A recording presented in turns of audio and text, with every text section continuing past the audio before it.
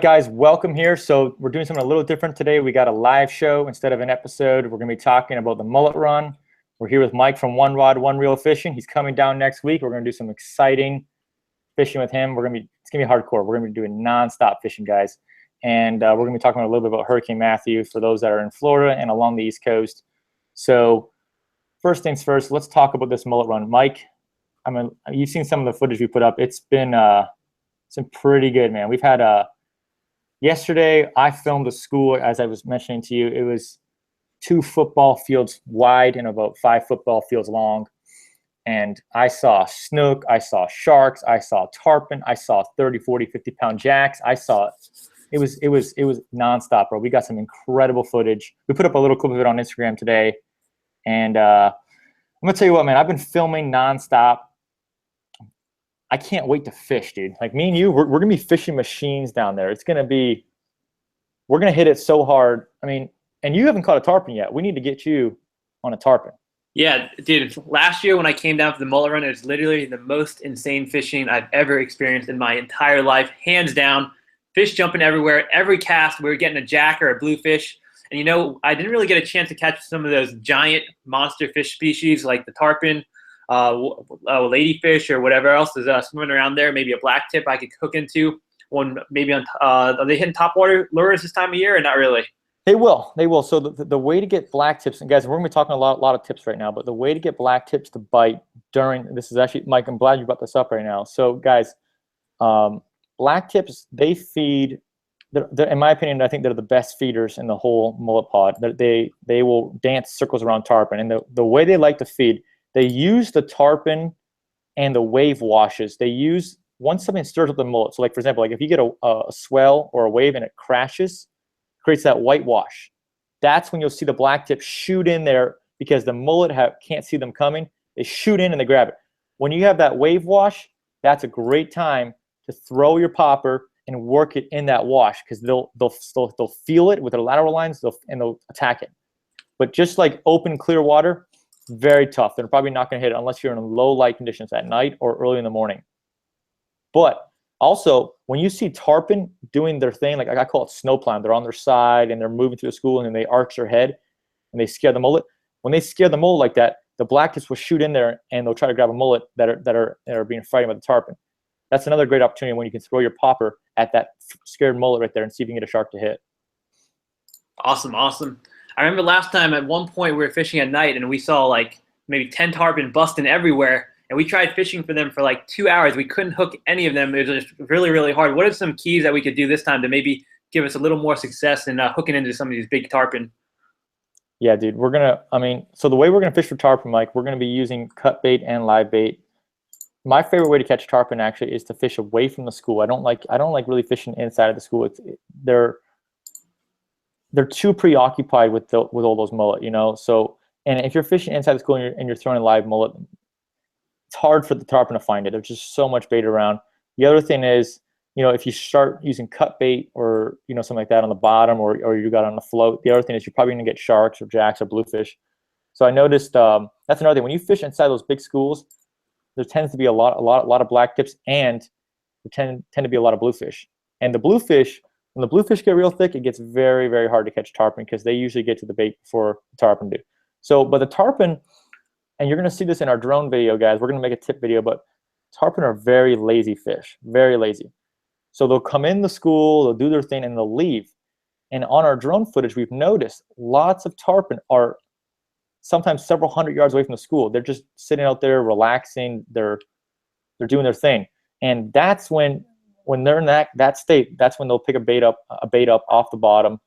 You know, so a lot of times when I fish for the tarpon, Mike, I like to make sure I can single my mullet out. So for example, you'll see in our drone video, the tarpon are creating these pockets, you know, so like they're moving through the school. You want to look for those green, if it's green because it's you know, the bottom of the sand, but you want to look for that clear opening. That's where you want to throw a live mullet. You want to single your mullet out so the tarpon can find it. If you just throw it randomly inside of a big pot of mullet, chances are they're never going to find it.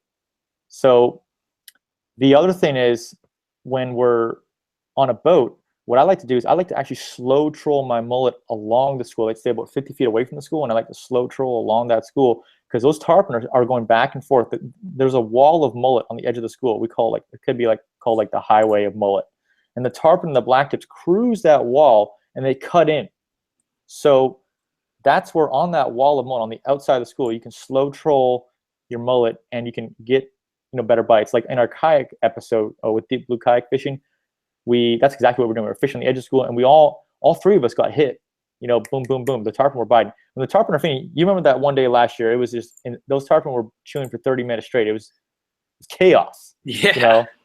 It was nuts. The problem is we had lures. If we had, I even tried using a live bait and the bluefish kept getting it. So like in that situation, when there's a lot of bluefish around, tarpon will eat bluefish, and if you put a live bluefish out, normally other bluefish won't eat it unless he's really bleeding.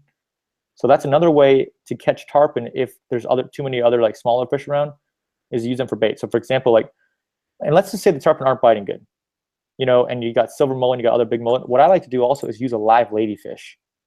That is one of the best tarpon baits, and it stands out among the mullet. You want to use baits that stand out amongst all that bait, and that's, like I said, either single your bait out outside the school or inside the pockets, or you use something completely differently than mullet, and that's how they'll find it. Gotcha.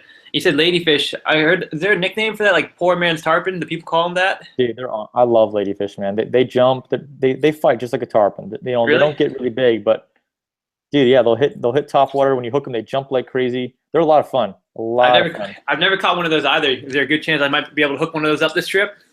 Hopefully, man. Dude, they're definitely around. Ladyfish are weird. Sometimes they're around, sometimes they're not. I mean, it depends where you are in Florida. But one thing I know for sure, after this hurricane, and by the way, guys, this hurricane, we're going to start talking about this hurricane soon, but this hurricane is going to stir up that water a lot. And I got a feeling that we're going to see a lot of ladyfish, a lot of bluefish, and a lot of jacks. One thing, guys, I'm going to talk about this hurricane for a sec. This hurricane, which, by the way, I hope everyone's preparing for that because it looks like it's going to be a bad one.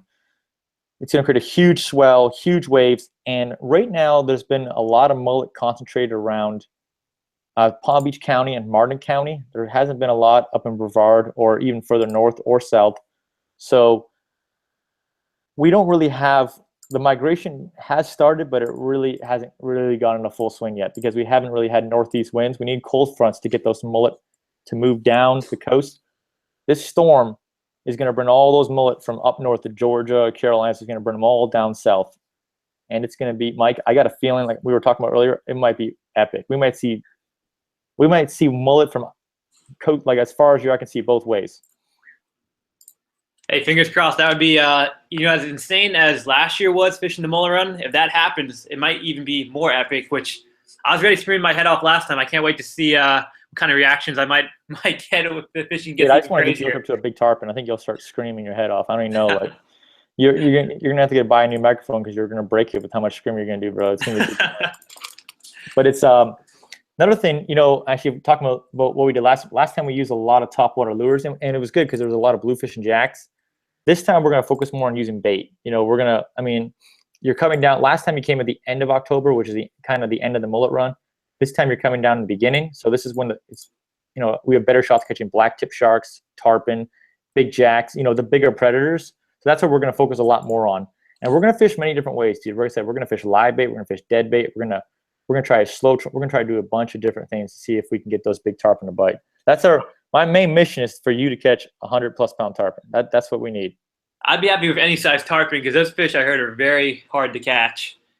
Yeah, they're very finicky. Once you hook, if you can get a good hook set in them, they're not going to come off. But getting a good hook set and getting a bite, that's what makes them a challenge. That's why people love fishing them so much. They're not easy to catch like jacks or bluefish or sharks. They're a little more finicky. But we're going to make it happen, dude. Don't worry.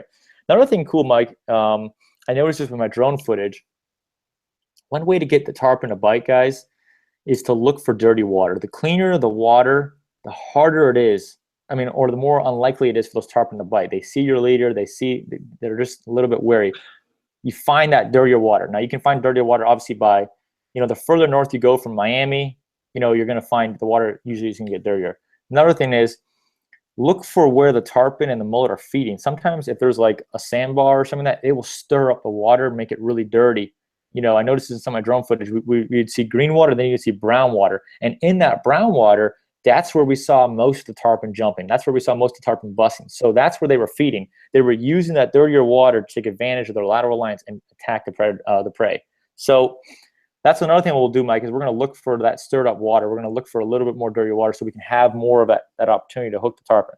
Now, if you're fishing dead and mullet on the bottom, it doesn't really matter. You know, I mean, if those tarpon are hungry and they swim by, they're gonna stir it up. I refer to tarpon a lot of times, they're like garbage cans. They'll eat anything. A lot of times when we were kayaking out bonitas for sharks, we'd have tarpon eat whole bonitas.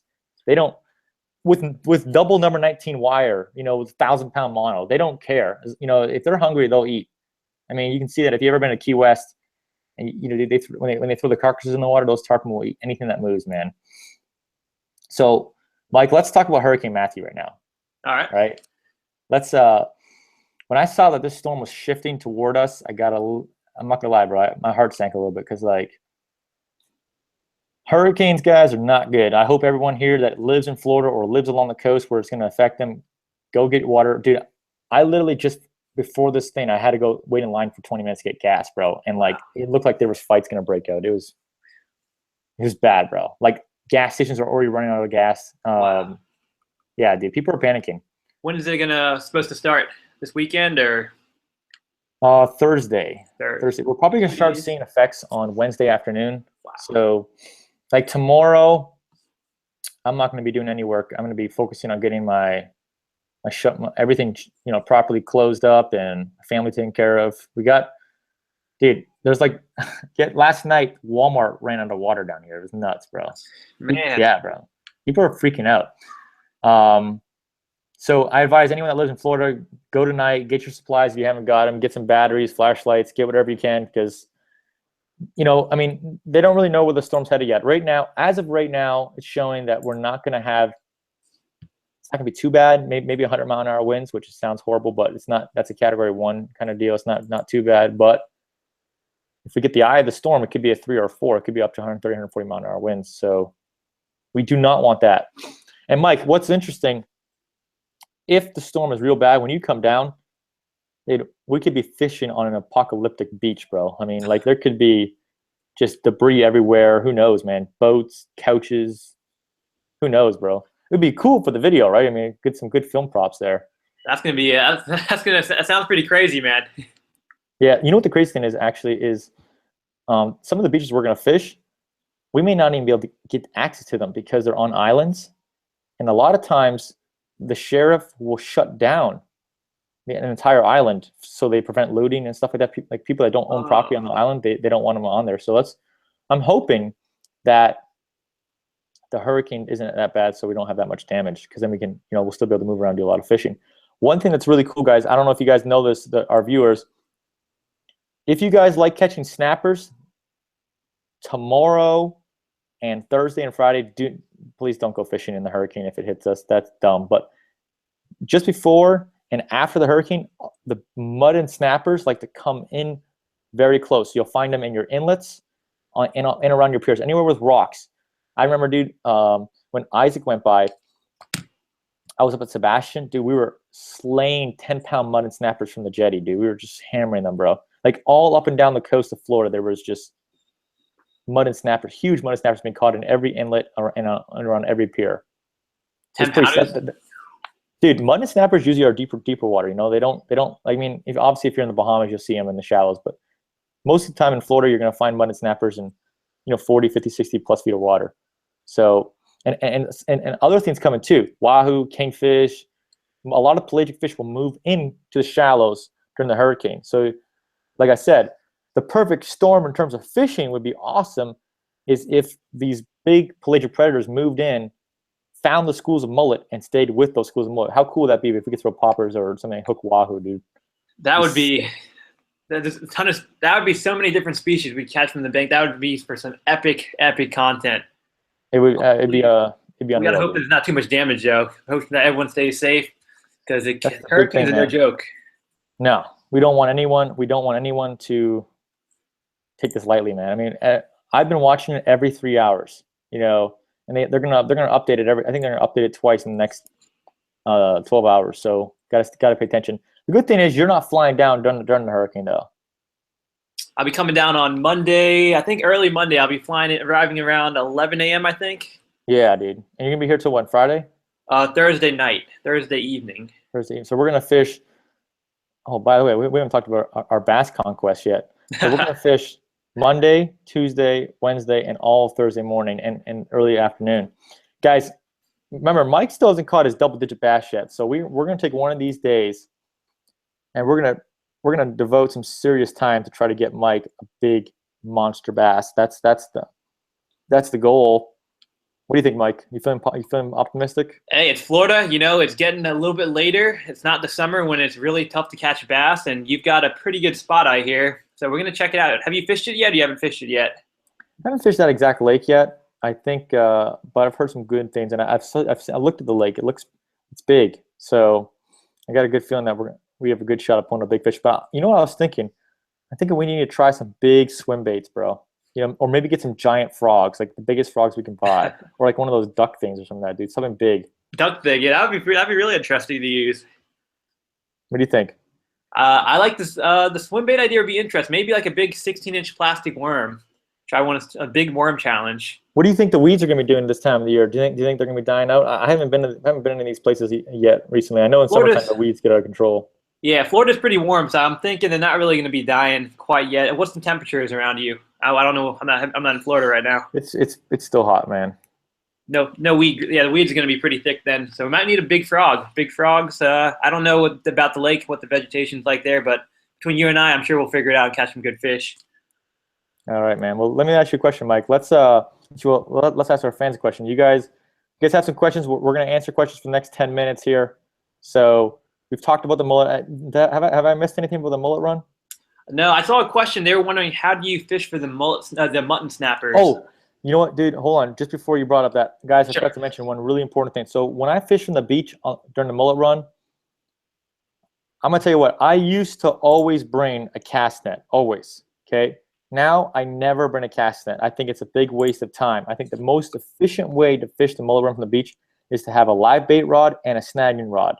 Okay? So you're lightweight, no bucket, no net, none of that nonsense. You snag a mullet, you rig them up, you throw them out. If he dies, you snag another mullet. There's so many mullet out there, you can keep snagging them, and that's the most efficient way to, you know, obviously sometimes when you snag the mullet, you might injure them to the point where they don't swim well, but that's the most lightweight and efficient way to fish the mullet run. Now, obviously, if you're on the boat, there's no need to do that because you probably have a live well, and you can probably keep mullet alive in there. If you're on a boat, though, I wouldn't recommend putting too many mullet in the live well because there is an abundance. I'd put a good. It's better to have a few healthy baits than a lot of, you know, really crappy baits. So it's better to have like a good half dozen in your live well, even if it's big, you know, because they're gonna be really lively. That's what the tarpon are looking for. They want that lively mullet. They definitely don't want to attack some sluggish mullet that's half dead. Now the mud and snappers, you guys asked about that. The best way to fish for them is a finger mullet or a pilchard on the bottom. Use a 2 to 3 ounce egg sinker, about, you know, I don't know, like 2-3 feet of 30, 40, 50 pound fluorocarbon, and use a Carolina rig style circle hook, and just, you know, let them go out there and let them just sit. The muddins will find it. Look for little holes, deep pockets, or anywhere where there's rocks. That's where you want your finger mullet or your pilchard to sit. And like I said, the inlets and the piers and the jetties are usually really great spots to find big mud and snappers after a hurricane. And speaking about finding fish, I know you're an expert on Goliath grouper. This question's coming up. How do you locate this Goliath grouper?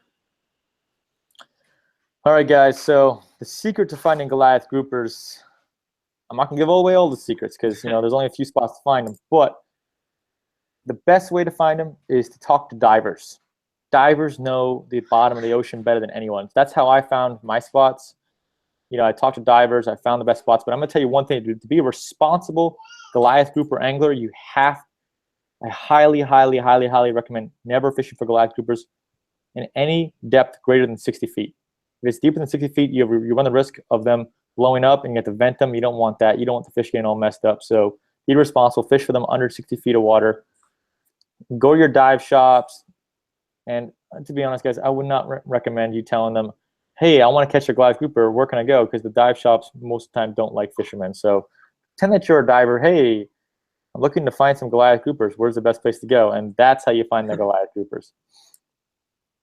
What do you think, Mike? Good advice? Yeah, it's really good advice. I like that. Be a little sneaky, and this way you get the information you need to go get on them. Social engineering, man. You got to do it. Yeah, there you go. One thing quick, guys, I want to remind you, we do have that free buff promotion from Fin Apparel. The link is in our description, so click that if you guys want to get a free buff. You just have to pay for shipping. And also check out these new hats right here. So glad about this new hat. Mike, what do you think about that, dude? That little fin right there? Yeah, that's an awesome looking hat. Yeah, you know the BlacktipH hat you gave me? You gave me two. I gave one to my buddy. He said that's his favorite hat to wear around. Your signature BlacktipH hats. Those hats are awesome too. Do you still have one, or Oh yeah, I got it. I got it in my closet over there. All right, so I might have to give you another one, bro. Yeah, definitely. We almost sold out of our BlacktipH hats, bro. We're I have to order a whole bunch more right now from FlexFit because we're on our last box. But guys, make sure we're going to answer some more questions. But check out Southern Fin Apparel's new hats and click the link in the description here for the free buff promotion. Mike, let's pound through some comments here. We got a lot of people asking questions. What pound line do we use for Goliath groupers? I highly recommend using 400-pound mono mainline. If you use anything less than that, it's probably going to pop. You want to use a lot of drag too, anywhere 80+ pounds of drag. All right, Mike, you get the next question. Here's a good question. They said after the mullet run, does the fishing die down? I remember last year when we were fishing, there were sometimes we went to the beach looking for the mullet, seeing if they were there on the beach. We didn't see them. The fishing was completely dead. So it's not like the fishing's nonstop all the time, right? So what happens is the mullet, it's funny, last year, and this happens every year, so you get these very intense moments where these giant schools of mullet come through, and then it does slow down. But what happens is, the big thing about if you're going to be beach fishing between, I'd say, November, and it depends where you are in Florida, by the way. So like, November till January or February, that's when you're going to find lots of big redfish, tarpon. You're going to find big jack crevalles. The mullet are still trickling down slowly, but they're not as intense. But there's other bait fish coming down too. Pinfish, cigar minnows. There's all kinds of other bait fish species that are moving through. Menhaden. So you just got to find your different spots where, and that's what I've done. Like, over the years, I've found, like, okay, so in this county at this time of the year, this is what's biting. You got to kind of map out, like, for example, like Florida. I like to map out Florida based on the month and what's biting. And you find that every location in Florida, there is no one great spot, guys. I always keep moving around. You got to find the fish. Like this year, I'm going to be doing some trips up to Jacksonville. I'm hoping to go up there to do some wahoo fishing. Every spot in Florida has its different hot times. So, like, for example, like somewhere, Palm Beach, Stewart, Sebastian, offshore is awesome in the summertime. Sometimes in the winter, it's not as good. There's some sailfish, but that's about it. So you gotta kind of find your different spots there and just look and learn your areas. That's the best advice I could get about learning how to find more fish, because there's always fish biting in the ocean. Always. You just got to find where the bait is. Wherever the bait is, that's where you're gonna find the predators.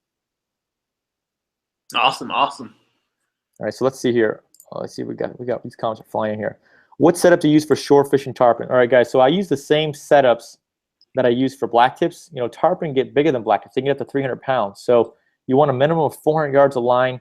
I use a surf rod. You can use anywhere between a 9 to 13-foot rod, depending on if you want to throw a cut bait or live bait. And big reels, guys. Lots of line. You don't need a lot of drag though. You don't want to put too much drag on tarpon because they usually will split the hooks. So, line capacity for tarpon from the beach is more important than actually drag. And if you hook a big tarpon, you're gonna probably need close to 500 yards of line. So and you don't need, like I said, you're not using a lot of drag, so you can back down your line strength. So you can use either 30 to 50-pound braid, and you can get a lot more line on your reel. Yeah, I saw a really good question. I haven't watched every single video on your channel, but this question came in. Will you ever do a fly fishing video? Have you done that before, or are you planning to do I tried it, man. You know what, dude? You know how me and you are kind of the same, man. We just want to catch fish. Fly fishing makes things more challenging. Down the road, I want to do it, but right now, I tried fly fishing for bonitas, and it was okay, but dude, I'd rather just jig or throw a popper at them and just keep catching them. It's too slow for me right now. Maybe in 5 years, I don't know. Sure. I'm not a huge fan of it right now. I love the concept. I love the idea. I love the challenge. But at the same time, I want to catch fish. I want to make. And sometimes fly fishing will outfish guys with spinning gear. But most of the time, if you're fishing from the beach or you're fishing from, like, fish that are like bonitas and kingfish, you're probably gonna do better with a spinning rod or conventional rod than you are with a fly rod. True. Very true. Everyone's asking us to dab. So, Mike, I'm gonna let you dab. You want to dab, or is this dabbing thing? Is this old? All right, we'll do the dab just to keep you guys happy. You ready for the dab? Boom. Whoa. There's the dab right there. That's a nice dab right there, Mike. Man, you must be practicing all the time, hey? Oh, dude, I practice at least 10 times a day. 5 in the morning, 5 in the evening, right before bedtime. Personal best bass. Okay, guys, my personal best bass, is I'd say around. I didn't weigh it, but I'd say between 6.5 and 7 pound smallmouth bass. Mike, what's yours? And that was when you lived in what area? Canada. Gotcha. I caught that fish in Perry Sound in Georgian Bay. And my biggest largemouth bass is just over 7.5 pounds. Caught it from Alabama earlier this year. Is that with Bam Bass? Yep, you got it. That was a great collaboration too. So you did all those trips to Mexico and Gary Gamo's ranch, and you still haven't caught a bigger bass and at all those secret spots? Yeah, Mexico, we did catch. That was a tough time of the year to fish. It was really hot. The one dude did pull up a giant, and then me and Rob caught some big fish, but no 10-pounders or anything. And yeah, hopefully, right now it's getting a little cooler in Florida. Who knows, next week we might be able to run into that monster bass I've been dreaming about. So you're going to come back down again in December, and we're going to hit those big bass, right? Exactly. We got to hit it. I mean, guys, we're on a mission. Me and Mike, we're going to do the bass challenge. Actually, Mike, let's talk about our bass challenge. We've done some competition between both of us, and you still got to beat me, man. Dude, I'm feeling pretty good. I've been had a couple competitions with the other YouTubers. I'm so far I've been on top for most of them. So next week you better look out, man. I'm coming after you. Dude, I'll tell you what, man. You and Justin have beaten you. I beat Rob too, actually. With Hector. I'm still undefeated, man, in our bass challenges. Hey, it's the first time for everything. Hey, listen, man. I'm a humble guy, bro. I want you to beat me, but I want you to beat me with your 10-pound bass, 10-pound plus. That's the only way I want you to beat. I don't want you to beat me with 7-pound bass. It's got to be a PB bass. PB, I like it. So someone just asked, what's my personal best saltwater fish? So in terms of weight, it was a 13-foot 4-inch tiger shark I caught in the Bahamas. It was between 800 and 1,000 pounds. In terms of length, sawfish that we caught a couple months ago, it was gigantic. It was over 17 feet long. It's gonna be hard to beat that. The only fish that I can catch that will beat that maybe is a great white, maybe. But catching a 17-foot great white is super rare. Yeah. So, but if I caught a 17-foot great white, that thing would weigh like 7,000 pounds. I don't think you'd be able to get that thing in. You need a freaking winch. Yeah, that'd be a world record for sure. Yeah, people keep asking us all the time for shout-outs, Mike. So what do we need to do here? Do we need to like build an app where people can just post like their name, like kind of like a Tumblr, YouTube shout-outs, so like everyone can just shout out themselves, and people can just go there and look at shout-outs? I think that would get very oversaturated. There's got to be maybe on giveaways or something, or some kind of you gotta make it special so that it's only a couple people that get shout out. If you shout out everyone, then it's not really a shout out. It's gonna do no good. I like the way Screen Junkies does shout outs. Have you ever seen the way they do it? No, I haven't seen it. So they have their voiceover guy, and they ask for comments in the comment section, and they ask them to tell him to say something. So say like BlacktipH or 1Rod1ReelFishing or whatever. So and then he'll pick a comment they'll pick the comments they like, and they'll say it at the end of the video. So maybe we can start something like that, where we do like a weekly shout out kind of deal where we do comments. I mean, maybe we pick some comments. What do you think?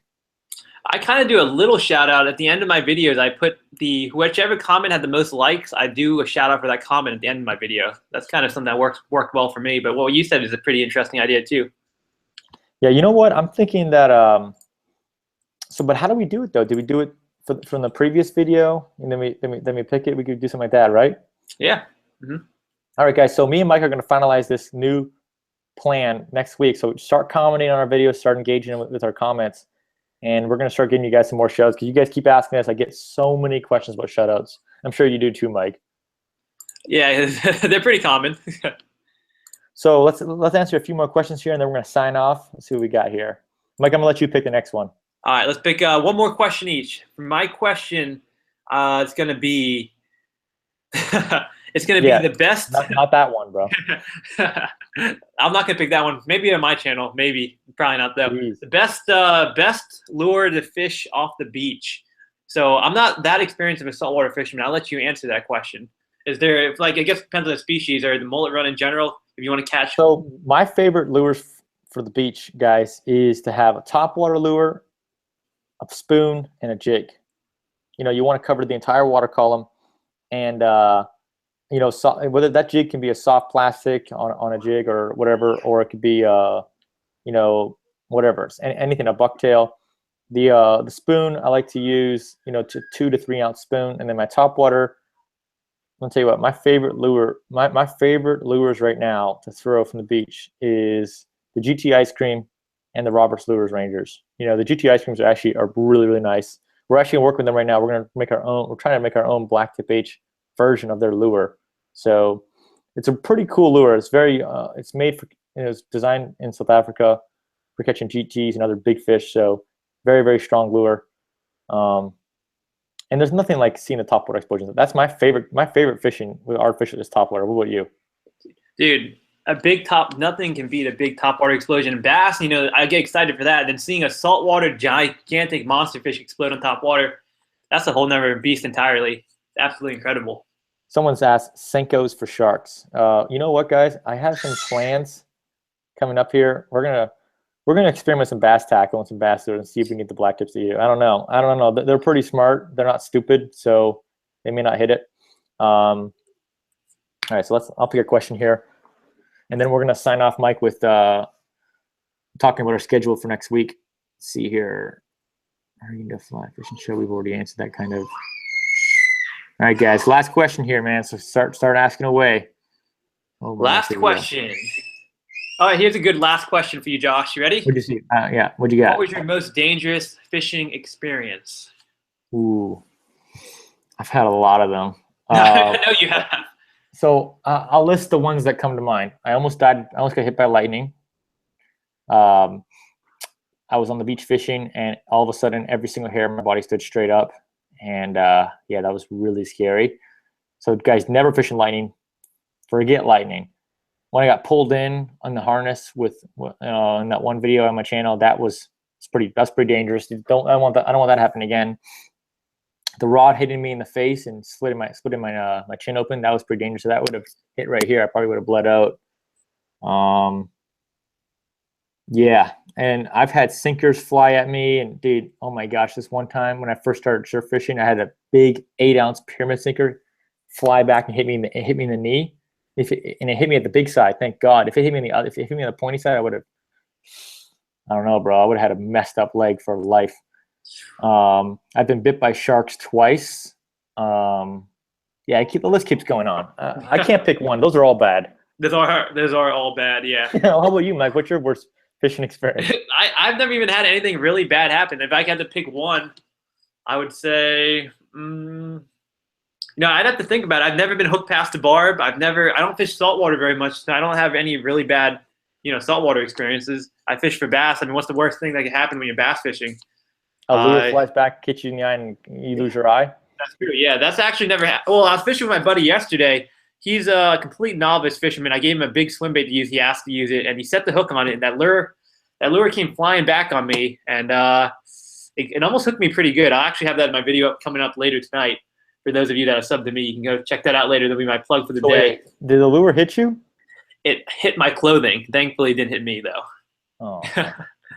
No, it was close. It was close. So, guys, the schedule next week, me and Mike, we're going to be fishing Monday afternoon. We're going to be fishing the beach. I'm just pulling up the schedule right now. Let's see a look here. We were going to do redfish and snook on Tuesday, but I think we're going to switch that over and try to do some sharks and snook. We're not going to go north, look for redfish. And the bite hasn't been that good north, where the redfish usually are in Sebastian and Cocoa and further north up there, Ponce Inlet. There hasn't been a good mullet run up there, so we're not going to go there. Wednesday, the 12th, we're going to do some serious bass fishing. We're hunting that double-digit bass for Mike. That's the goal, and we're going to have our bass contest. You guys tell us right now in the comments who do you think is going to win the bass contest. Mike's 0 for 2, so hey, Mike, I hope you beat me with your PB, bro. That's the way I want you to beat me. And then on Thursday, we're going to fish from the beach. We're going to do tarpon, sharks, jacks, whatever. One thing I really want to do, Mike, we're going to be carrying multiple rods with us. I want to have rods with top water lures ready to go. So if those jacks come out, we can throw plugs at them and we can get some monster crevalles. I think if we get a video of us doubled up with 20, 30-pound jacks, I think that'd be epic. That would be epic. The biggest one I caught was probably maybe 6 or 7. If I catch one double digits, that'd be great. Yeah, I think that'd be. I think you lose your mind. And dude, we could have multiple double headers. But anyways, guys, thanks for watching. Mike, thanks for your time. I appreciate you coming on the show. Thanks for having me on. Guys, just if you live in Florida, please don't take this hurricane seriously. You know, stay up there with it. Don't take it lightly. And also, don't go fishing if the winds are real bad. I mean, trust me, I would be out there if I could. But if there's a storm surge and it's 100-mile-an-hour winds, not a good idea to be out there at all. And the other thing is, you know, with the hurricane, guys, make sure you take every step necessary. Follow, you know, with the hurricane guidelines. Make sure you get everything ready, because I mean, if it hits us good, probably not going to have power. Mike, we may not even have electricity when you come down. It might be like that. Either way, it's going to be one heck of a trip. No matter what happens. I mean, dude, if there are oil tankers on the beach, like we're still fishing, bro. Okay.